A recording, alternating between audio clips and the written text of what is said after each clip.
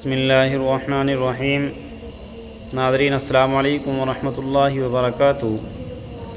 ناظرین، آج پھر آپ حضرات کے سامنے قاری حنیف صاحب کا بیان لے کر حاضر ہوئے ہیں، جس کا عنوان ہے خواجہ بن ابراہیم ادھم رحمۃ اللہ علیہ کا واقعہ۔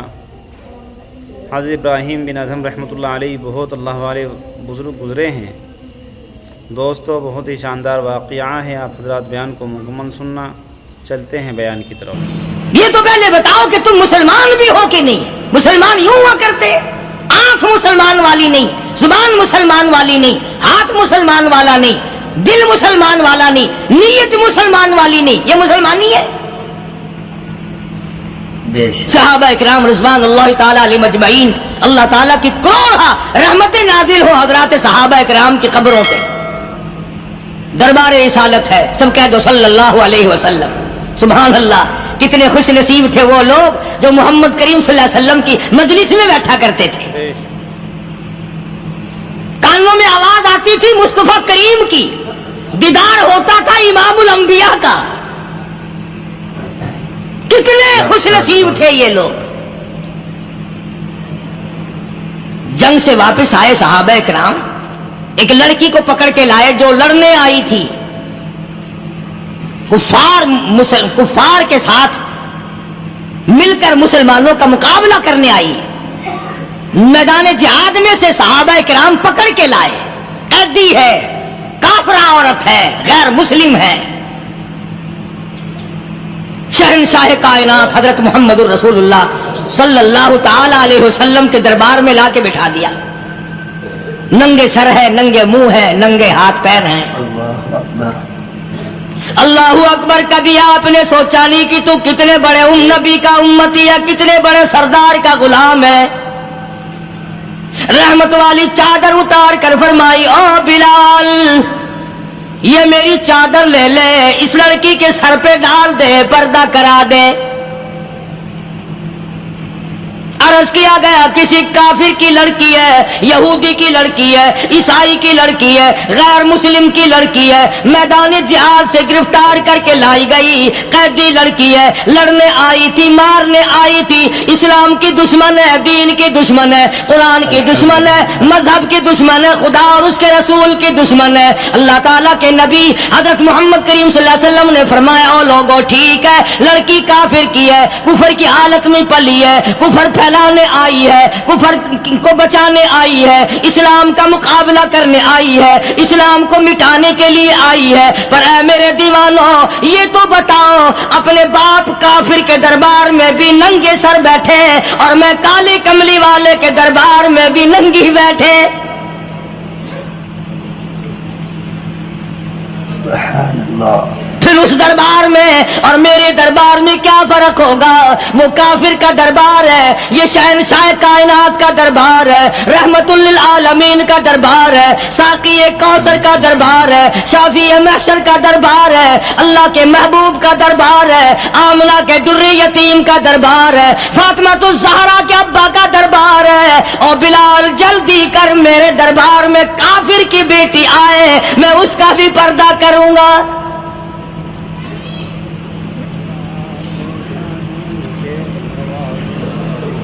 حضرت بلال رضی اللہ تعالی عنہ نے ذرا ایک اور لطیف سی بات ہے، تھوڑی سی باریک سی، اگر آپ سوچیں، لڑکی ہے تو کافرہ، لڑکی ہے تو بے دین، ہے تو اسلام کی دشمن۔ میں تو کئی مرتبہ سوچا کرتا ہوں کہ واہ لڑکی، تیرا مقدر ہے تو کافر کی بیٹی، خود بھی کافرہ ہے، مگر مقدر تو دیکھو، امام الانبیاء کی چادر سر پہ ڈالے بیٹھی ہے۔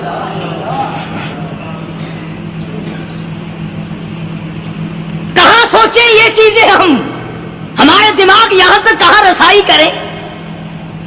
میرا تو دل چاہتا اگر میں ہوتا اس کافر بیٹی کے ہی پاؤں دھو کر پی لیتا۔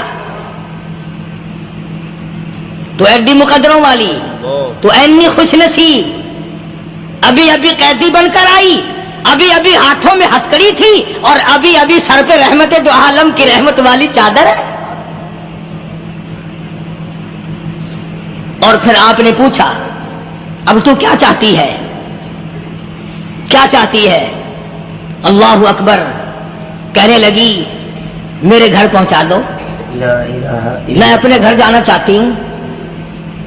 دو نوجوان صحابہ کو بلایا، فرمایا کہ انسانی رشتے کا تقاضا ہے، لڑکی نے ہم سے پناہ مانگی اور اپنے گھر جانا چاہتی ہے، ہم نے اس کو معاف کر دیا، جاؤ گھر چھوڑاؤ۔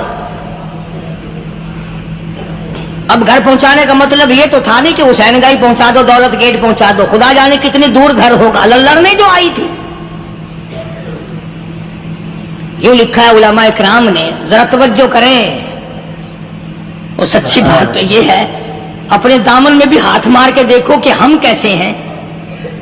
محمد رسول اللہ صلی اللہ علیہ وسلم کے دو جوان دیوانے ساتھ ساتھ اس کے چلتے ہیں، ایک ادھر چل رہا ہے ایک ادھر چل رہا ہے، جنگل کا راستہ ہے، رات بھی راستے میں آئی ہے۔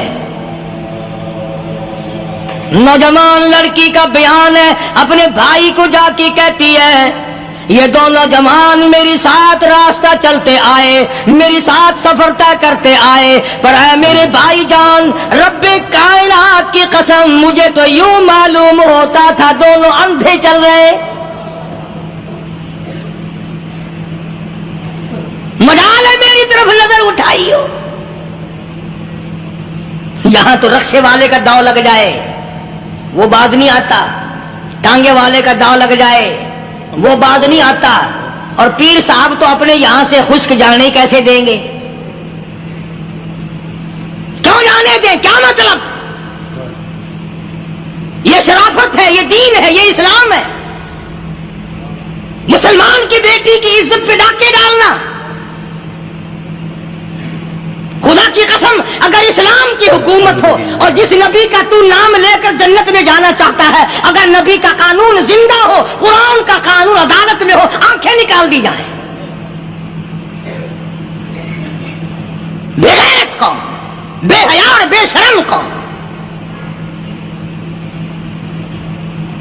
شرم نہیں آتی کہ زندگی کس طرح بسر ہوتی ہے۔ یہ کافروں کی بیٹیاں ہیں، یہ کسی یہودی کی بیٹیاں ہیں، چکلے چل رہے ہیں، بدماشی کے اڈے چل رہے ہیں، سب کو پتا ہے، افسروں کو پتا ہے، چھوٹے بڑوں لیڈروں کو پتا ہے، کون روکے؟ کس لیے روکے؟ سبحان اللہ۔ پھر یاد رکھو بات محمد کریم صلی اللہ علیہ وسلم کی، فرمایا جس ملک میں جس شہر میں زنا ہوگا، اللہ کے نبی نے فرمایا وہ جس دن برباد ہوگا آواز بھی نہیں آئے گی۔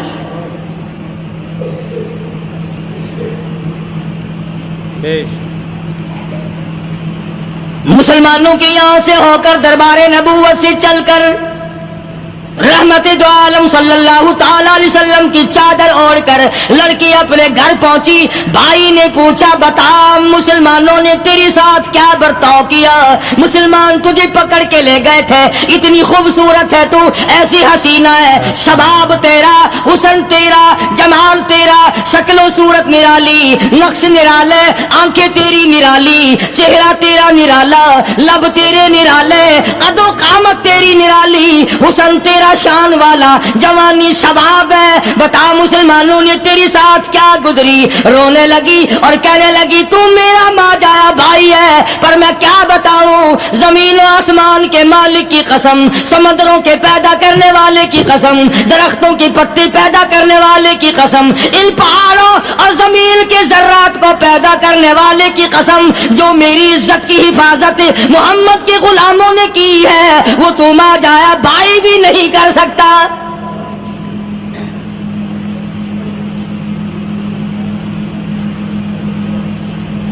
صداقت صداقت ہوتی ہے، حقیقت حقیقت ہوتی ہے، چھپتی تو نہیں۔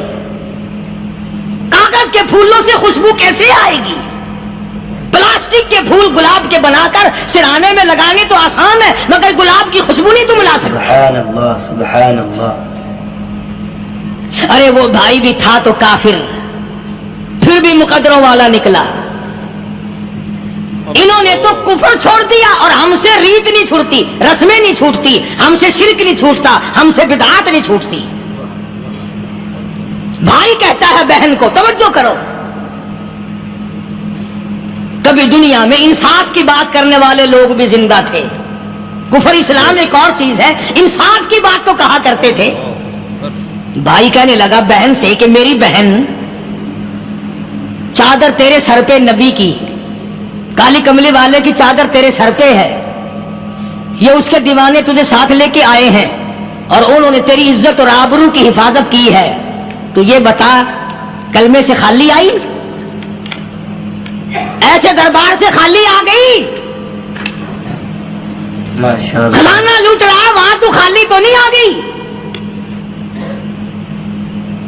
بہن کہنے لگی کہ ہاں خالی آئی ہوں، مطلب یہ کہ میں نے کلمہ نہیں پڑھا، ایمان قبول نہیں کیا، دین قبول نہیں کیا، اسلام اور اس کا مذہب میں نے قبول نہیں کیا۔ بھائی کہنے لگا تف ہے تجھ پر، تجھے ایسے دربار سے خالی اٹھتے شرم نہ آئی؟ اور دربار رسالت ہو خالی آ گئی؟ کیا بات کہی ہے عورت نے، سبحان اللہ، اللہ اکبر۔ کہنے لگی 2 وجہ سے میں نے کلمہ نہیں پڑھا، دل میرا چاہ رہا تھا، اندر میرا کہتا تھا کہ جب میرے سر پہ یہ چادر آئی میرا تو دل چاہتا تھا کہ لپٹ جاؤں قدموں سے آقا کے۔ بھائی میرا دل چاہتا تھا میں کھڑی ہو جاؤں دربار میں اور یوں کہوں میرا دل ہو تیرا گھر ہو، میرا دل ہو تیرا گھر ہو، تیرا در ہو میرا سر ہو۔ تمنا مختصر سی ہے مگر تمہید طولانی۔ میں نے کلمہ 2 وجہ سے نہیں پڑھا۔ پہلی وجہ تو یہ کہ جب تو سنتا تجھ تک یہ بات پہنچتی کہ میری بہن نے کلمہ پڑھ لیا تو شاید تیرے دماغ میں یہ بات نہ آ جائے کہ میری بہن سے مسلمانوں نے زبردستی کلمہ پڑھوایا ہوگا، اس لیے میں نے نہیں پڑھا۔ تیرے دماغ میں یہ بات نہ آئے کہ مسلمانوں نے مجبور کر کے قیدی بنا کر کے جو لے گئے تھے مجبور کر کے کلمہ پڑھایا اور میری بہن نے ڈر کے مارے کلمہ پڑھا۔ کلمہ پڑھنے کا پختہ پروگرام ہے، مزہ تو اب آئے گا نا، یہاں سے آزاد ہو کر جاؤں گی۔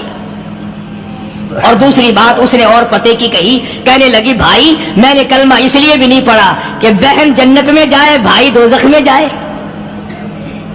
اصل میں تجھے لینے آئی ہوں، دونوں چل کر اس دربار کی غلامی کریں گے۔ میں نے یہ خوف کھایا کہ میرا بھائی غصے میں آ کر کفر پر اور مضبوط نہ ہو جائے، اس لیے مجھے آنے کی کوئی ضرورت نہیں تھی۔ اور کہنے لگی او میرے بھائی وہ دربار کوئی واپس آنے کا تھوڑا ہی ہے، وہاں تو جو گیا قربان ہو گیا، جو گیا قربان ہو گیا۔ چلو چلتے ہیں دونوں بہن بھائی آ کر حضور اکرم صلی اللہ علیہ وسلم کے ہاتھ پہ کلمہ پڑھ کر مسلمان بن جاتے ہیں۔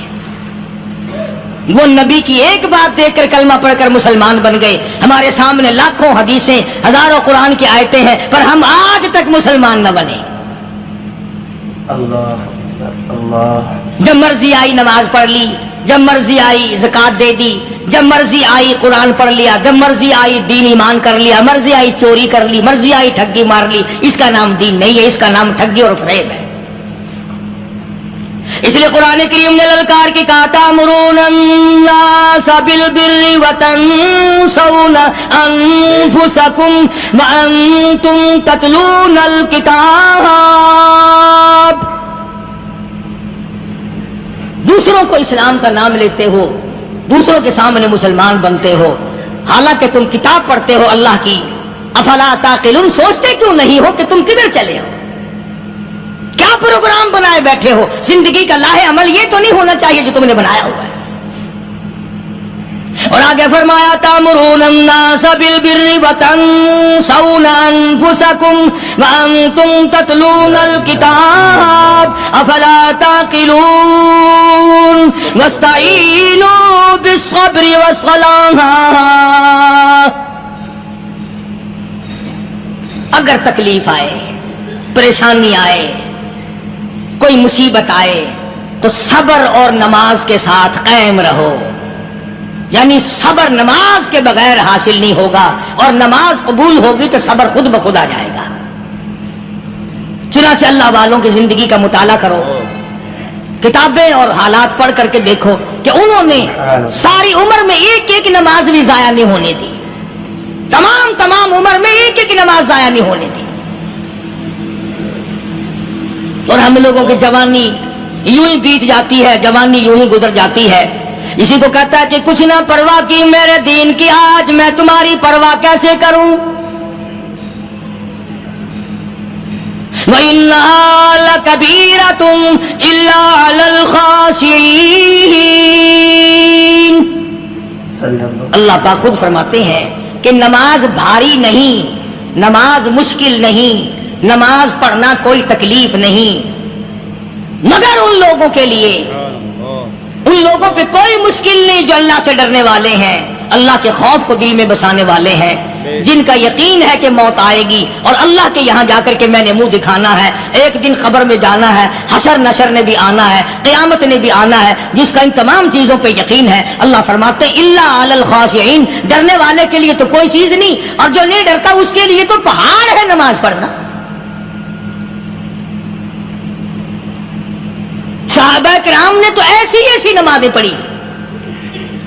صحابی ہے مدنی کریم صلی اللہ علیہ وسلم کا، اپنے باغ میں نماز پڑھ رہا ہے، گنجان باغ ہے کھجوروں کا، کھجوروں کا باغ پکا کھڑا ہے، صحابی نماز پڑھ رہا ہے، ایک پرندہ کبھی ادھر سے آتا ہے کبھی ادھر جاتا ہے، گنجان باغ ہے، وہ نکلنا چاہتا ہے، پرندے کو راستہ نہیں ملتا، تو دوران نماز صحابی کی نظر پرندے پہ لگ گئی، دوران نماز صحابی کی نظر، وہ پھڑک پھڑک جو کرتا تھا نا کبھی ادھر کبھی ادھر، صحابی کی نظر پرندے پہ لگ گئی، نماز میں بھول گیا۔ بس اتنی سی بات ہوئی، آیا دربار رسالت میں اور کہنے لگا یا رسول اللہ وہ سارا باغ لے کر اسلام میں وقف کر لو، جس باغ کی وجہ سے میری نماز خراب ہو جائے میں وہ باغ ہی نہیں رکھتا۔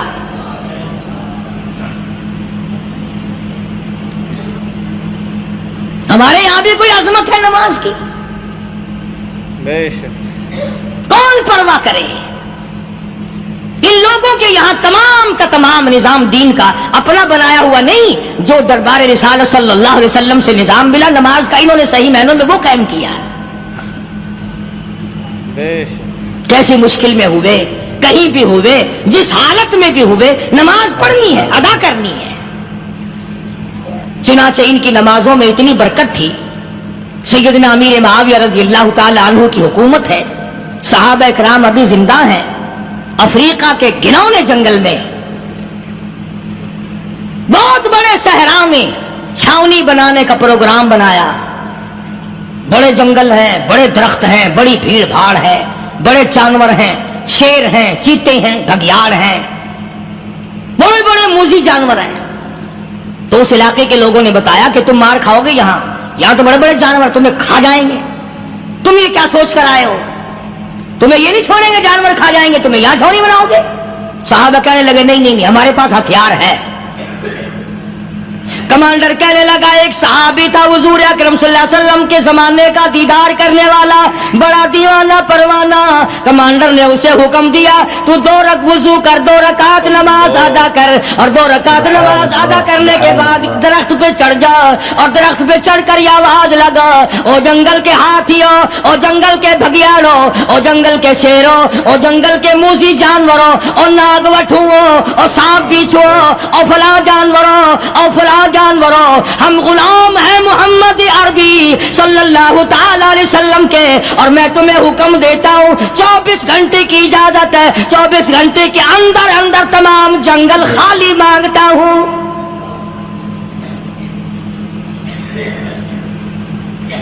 مارشاء اللہ نافذ کر دیا حضور کے غلام نے، ہاتھیوں پہ، جانوروں پہ، چیتوں پہ، بھگیاڑوں پہ، شیروں پہ، اور اعلان کا رخ دیکھیں آپ، کہا کہ 24 گھنٹے کے بعد جو ملے گا اسے قتل کر دیا جائے گا۔ اب اگر ہم میں سے وہاں کوئی ہوتا، کہتے ہو بڑے پاگل ہیں بھائی، کس سے باتیں کر رہے ہیں؟ ہاتھیوں سے باتیں ہو رہی ہیں، چیتے اور شیروں سے باتیں ہو رہی ہیں، بھگیاڑوں سے گپیں ہو رہی ہیں، لے جاؤ پاگل خانے میں۔ مگر یہ بات نہیں، صحابہ جانتے تھے شیر بھی اس کی مخلوق ہے، چیتا بھی اس کی مخلوق ہے، بگیاڑ بھی اس کی مخلوق ہے، ہاتھی بھی اس کی مخلوق ہے، اور ہم اس کے دیوانے ہیں، ہم اس کے بندے ہیں۔ جب اس کا ہی حکم نافذ کرنے کے لیے ہم نکلے ہیں، اب ہمارے سامنے کوئی چیز ٹھہر نہیں سکتی۔ تاریخ شاہد ہے، گیبن مورخ انگریز لکھتا ہے، امریکہ کا بہت بڑا پروفیسر تور آندرے انگریز مورخ لکھتا ہے کہ صحابی کی یہ بات سن کر جنگل میں کھلبلی مچ گئی، جانوروں میں شور مچ گیا، چیتے گھگیاڑ اور طوفان مچ گیا، شور مچاتے ہوئے تمام کے تمام نے جنگل خالی کر دیا۔ مسلمان، جب تیرے اندر ایمان تھا، جب تیرا قرآن پہ ایمان تھا، جب تیرا نبی پاک صلی اللہ علیہ وسلم پہ ایمان تھا، جب تیرا حضور کی رسالت پہ ایمان تھا، جب اللہ کی توحید پہ تیرا ایمان تھا، اور تیرا مقابلہ شیر نہیں کر سکتا تھا، تیرا مقابلہ چیتا نہیں کر سکتا تھا، آج ایمان پلے ہے نہیں، آج تو ڈر کے مارے مر رہا ہے، مر رہا ہے، مر رہا ہے اور مرے گا۔ الحمدللہ۔ ایک صحابی جنگل میں راستہ بھول گیا اور بھول کر اور زیادہ صحرا میں جنگل میں نکل گیا۔ دیکھتا کیا، صحابی سامنے سے شیر آیا، صحابی نے تو شیر کو دیکھ لیا اور شیر نے صحابی کو دیکھ لیا۔ اب شیر حملہ کر رہا، کرنے کا ارادہ کر رہا، سامنے ہے۔ اللہ اکبر، اللہ اکبر۔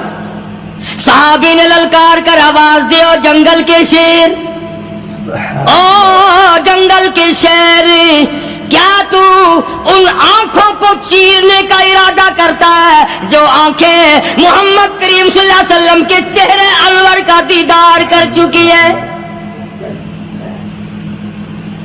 ان آنکھوں کو پھاڑے گا، اس چہرے کو پھاڑے گا جس نے حضور صلی اللہ علیہ وسلم کا ایک دفعہ نہیں بار بار دیدار کیا ہے۔ تاریخ شاہد ہے، شیر جھکا، صحابی کے قریب آیا اور یوں لکھا کہ آگے بڑھ کر صحابی کے پاؤں چاٹنے لگا، پیر چاٹنے لگا، اور زبان حال سے یوں کہنے لگا، اگر تو ان کا غلام ہے تو میں ان کے غلاموں کا غلام ہوں۔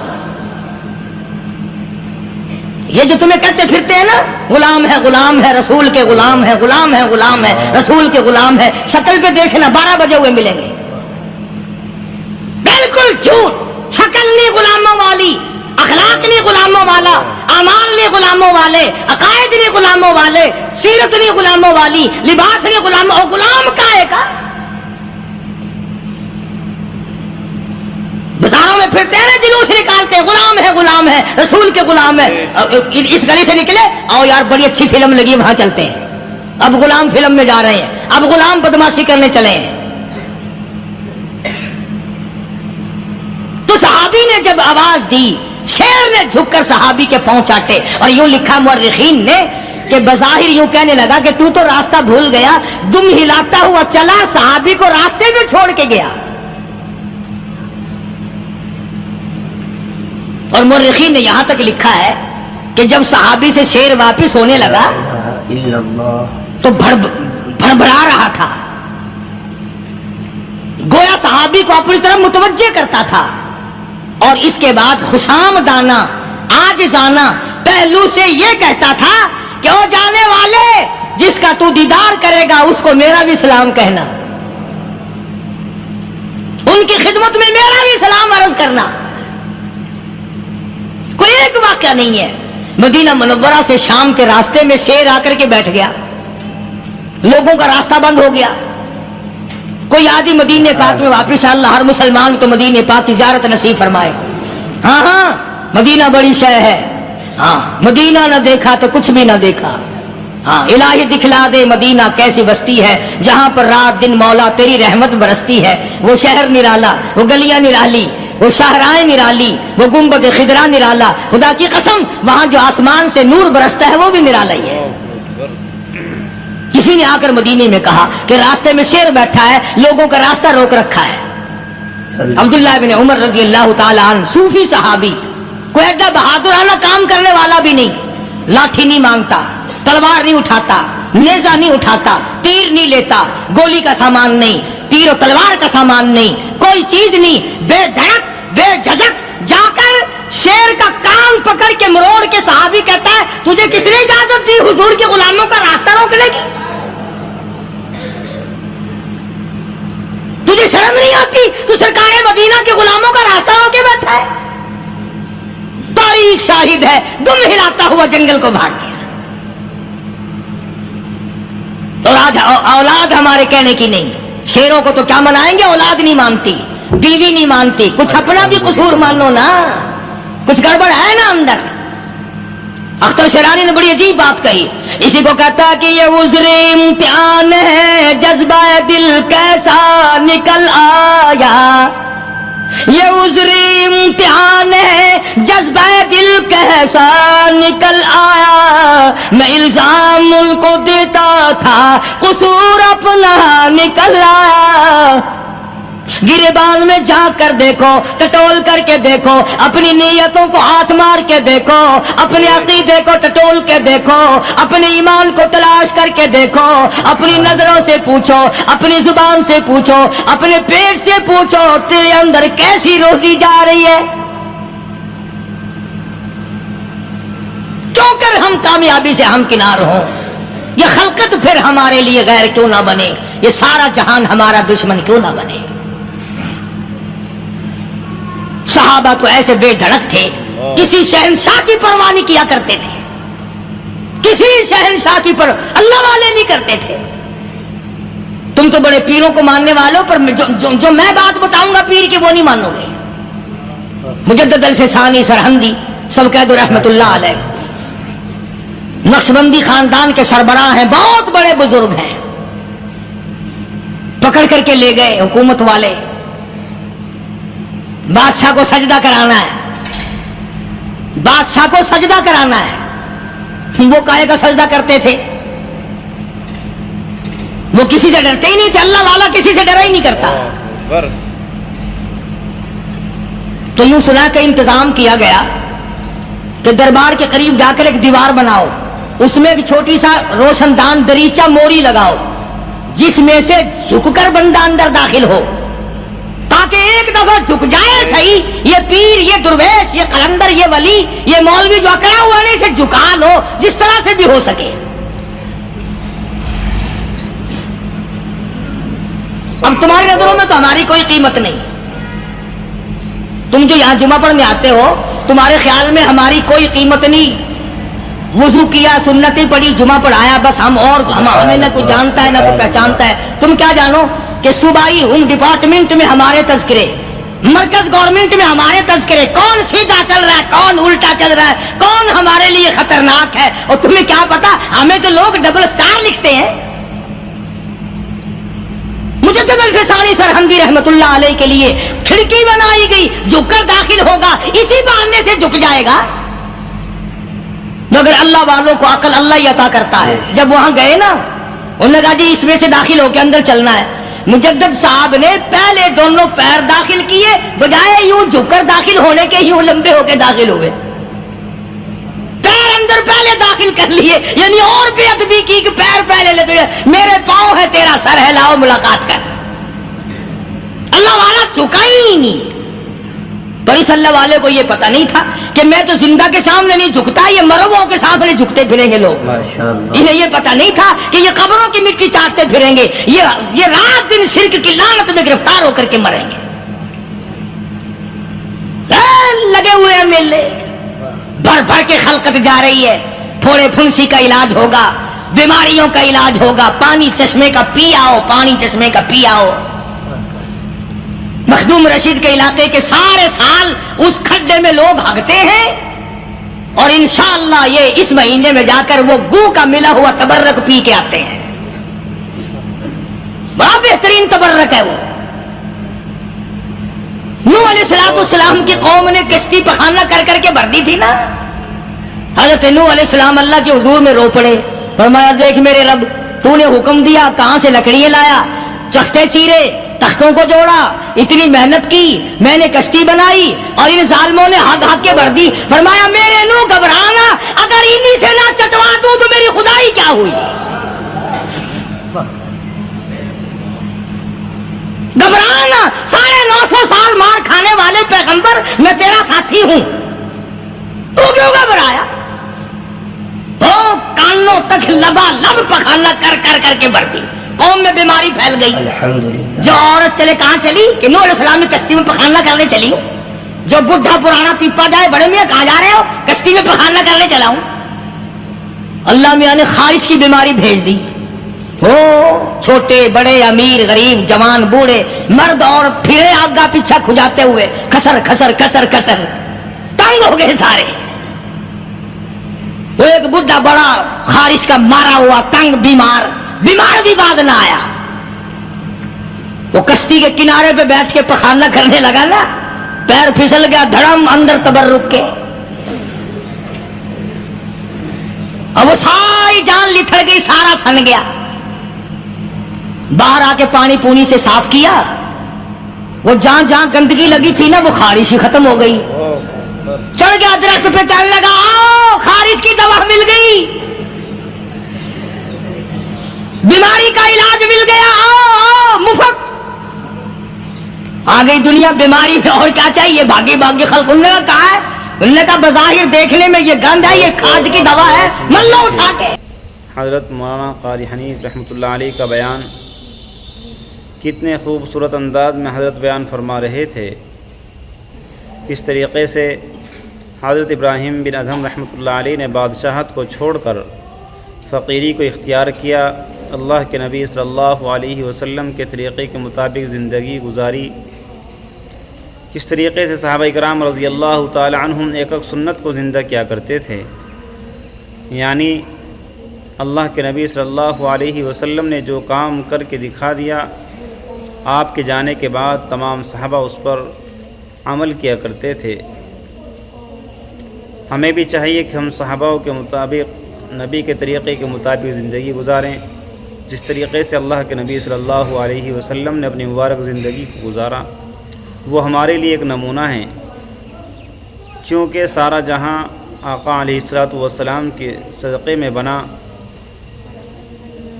اور کل قیامت کے روز اللہ کے نبی صلی اللہ علیہ وسلم کی سفارش سے ہم سب کی نجات ہوگی.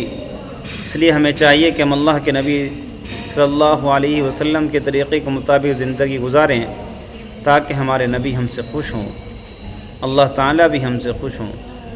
دوستو, امید ہے کہ آپ حضرات کو یہ بیان پسند آیا ہوگا. قاری حنیف صاحب کا بیان سننے کے لیے ہمارے چینل کو سبسکرائب کریں, ویڈیو کو لائک اور شیئر کریں. چلتے ہیں, پھر اگلے بیان میں ملاقات ہوگی. السلام علیکم ورحمۃ اللہ وبرکاتہ.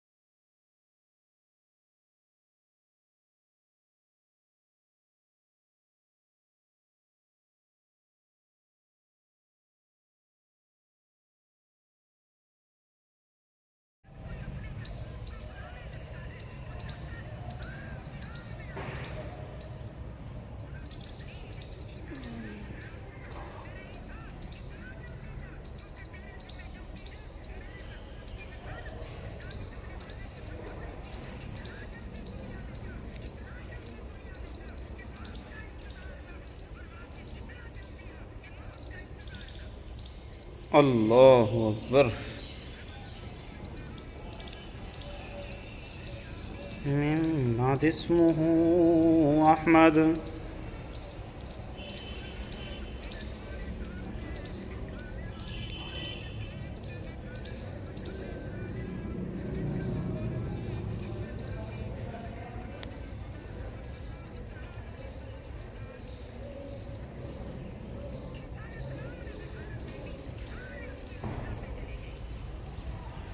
بے شک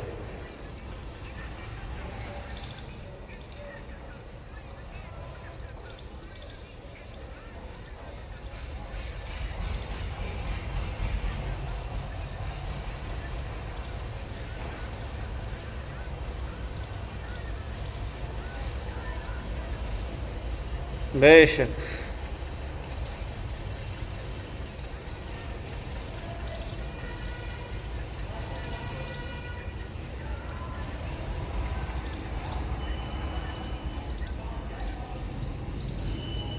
بے شک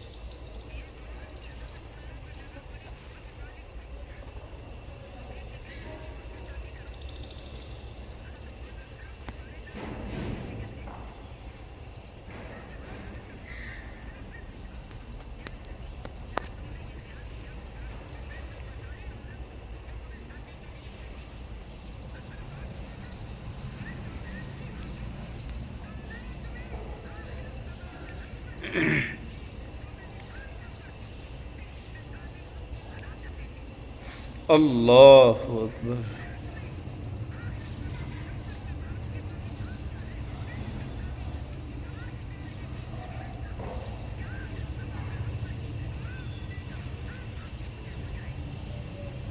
سبحان اللہ.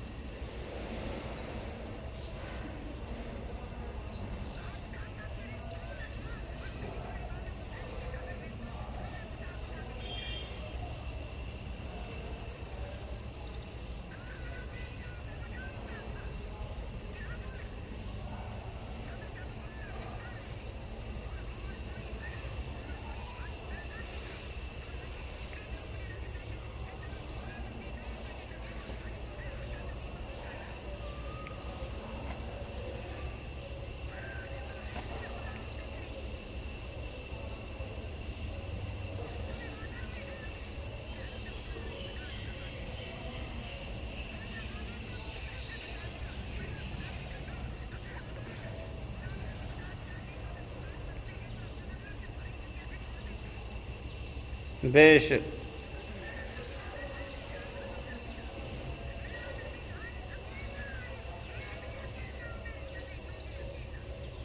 بے شک